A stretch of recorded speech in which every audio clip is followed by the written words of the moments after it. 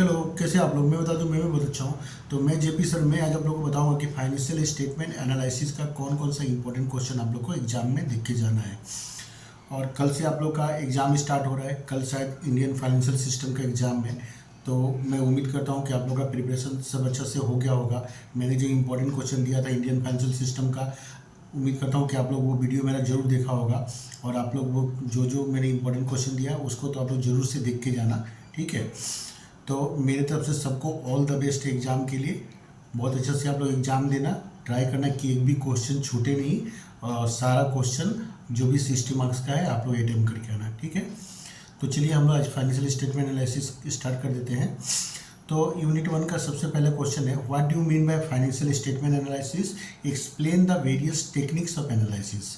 उसके बाद question number 2 है, importance of financial statement analysis. तो फाइनेंशियल स्टेटमेंट एनालिसिस का इम्पोर्टेंस हम लोग को लिखना है। उसका नेक्स्ट क्वेश्चन है, objectives of financial statement analysis. इसके बाद में नेक्स्ट क्वेश्चन है question number 4, analysis of financial statement is the best way to judge the overall financial health of a company. Explain this statement. तो ये statement एक है, इसको एक्सप्लेन करना है। तो ये 4 इंपॉर्टेंट क्वेश्चन मेरे तरफ से है यूनिट 1 का। और आप लोग को और भी कुछ इंपॉर्टेंट लगता है तो जरूर से देख के जाना, सिर्फ इसके ऊपर ही डिपेंड होकर आप लोग मत जाना, ठीक है। उसके बाद में नेक्स्ट यूनिट 2 का बात करते हैं हम लोग। तो नेक्स्ट यूनिट 2 का क्वेश्चन नंबर 1 है, what do you mean by ratio analysis, discuss its objectives and limitations. इसके बाद में नेक्स्ट क्वेश्चन नंबर 2 है, ratio analysis is a tool to examine the health of business with a view to make the financial results more intelligent. तो ये statement है, इसको discuss करना है। इसके बाद में नेक्स्ट है, तो इसमें मैंने कुछ रेशियो दिया है। इस तरह से एग्जाम में 4-5 रेशियो लोग दे देता है जो आप लोग को एक्सप्लेन करके आना होता है। तो ये रेशियो आप लोग जरूर से पढ़ के जाना आप लोग। तो नंबर 1 में है डेब्ट इक्विटी रेशियो, नंबर बी है रिटर्न ऑन इन्वेस्टमेंट, नंबर 3 है return on capital employed, number D हो गया ग्रॉस प्रॉफिट रेशियो, उस नंबर ई हो गया लिक्विडिटी रेशियो, नंबर एफ हो गया सॉल्वेंसी रेशियो, और उसके बाद नंबर जी है प्रॉफिटेबिलिटी रेशियो, और लास्ट में है स्टॉक टर्नओवर रेशियो। तो ये जो रेशियो मैंने दिया है, ये रेशियो आप लोग अच्छा से इसको पढ़ लेना, और साथ में ये सबको निकालने का फॉर्मूला भी होता है।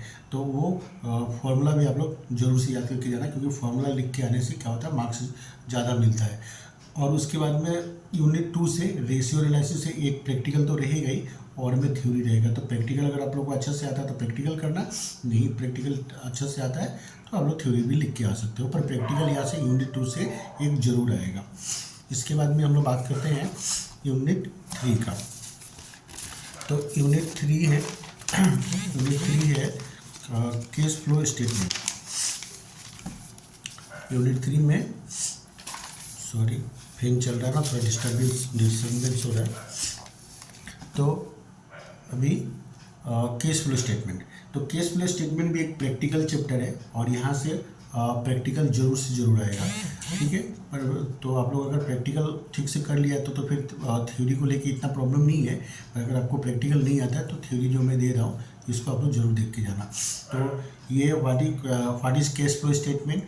उसका नंबर 2 है uses of cash flow statement, number 3 हो गया advantages of cash flow statement, number 4 हो गया limitation of cash flow statement, number 5 हो गया हाउ इट इज़ प्रिपेयर्ड, और नंबर 6 हो गया difference between cash flow statement and cash book. तो ये 6 टॉपिक आप लोग बोलो या इसको क्वेश्चन बोलो, मैंने ये इंपॉर्टेंट निकाला है यहाँ से, तो इसको आप लोग जरूर से जरूर देख के जाना।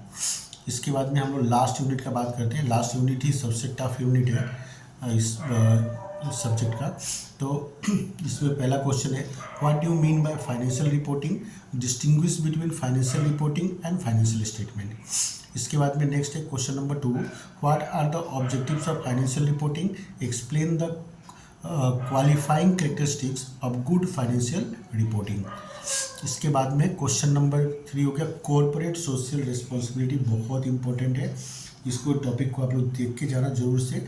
कॉर्पोरेट सोशल रिस्पॉन्सिबिलिटी क्या होता है कि ये जनरली बड़ा बड़ा जो कंपनी होता है ना, बिग कंपनी, वो लोग के ऊपर में अप्लाई होता है।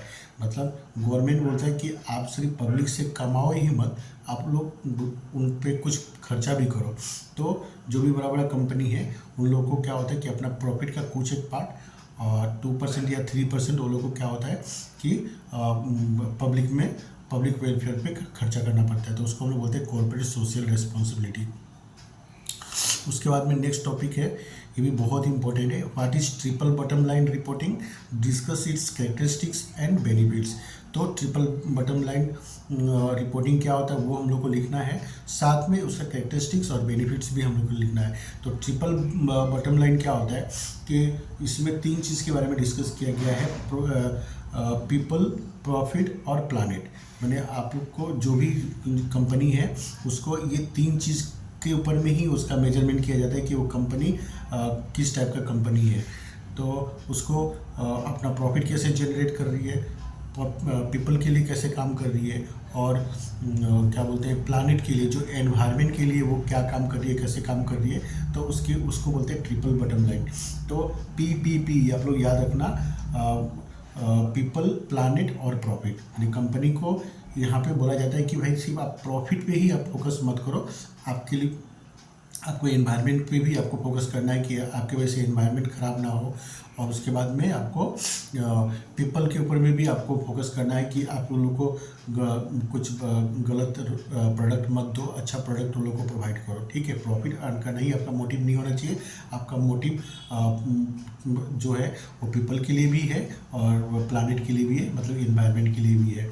ठीक है, तो बहुत लोग शायद हो सकता है कि ट्रिपल बॉटम लाइन पहला बार ही वर्ड सुना होगा, तो मैंने इसलिए थोड़ा इसके बारे में एक्सप्लेन कर दिया। इसका आंसर आप लोग को बुक में मिल जाएगा या फिर आप लोग गूगल सर्च करोगे तो मिल जाएगा इसका।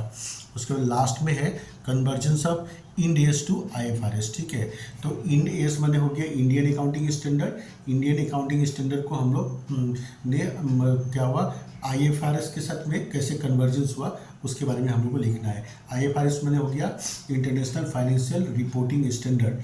ठीक है, तो इंडियस को हम लोग ने IFRS के साथ कैसे कन्वर्जेंस किया उसके बारे में आप लोग को लिखना है। तो उम्मीद करता हूँ आप लोग को ये समझ में आया होगा। तो आप लोग ये जो मैंने इंपॉर्टेंट टॉपिक दिया आप लोग ज़रूर से देख के जाना। ठीक है, और अपने से भी जो लगता है इंपॉर्टेंट वो आप लोग देख के जाना। ठीक है, और वीडियो अगर हेल्पफुल लगे तो ज़रूर से लाइक करना, शेयर करना, और मेरे चैनल पे आप नए हैं तो ज़रूर से ज़रूर सब्सक्राइब करना। ठीक है, मिलते हैं हम लोग नेक्स्ट वीडियो में।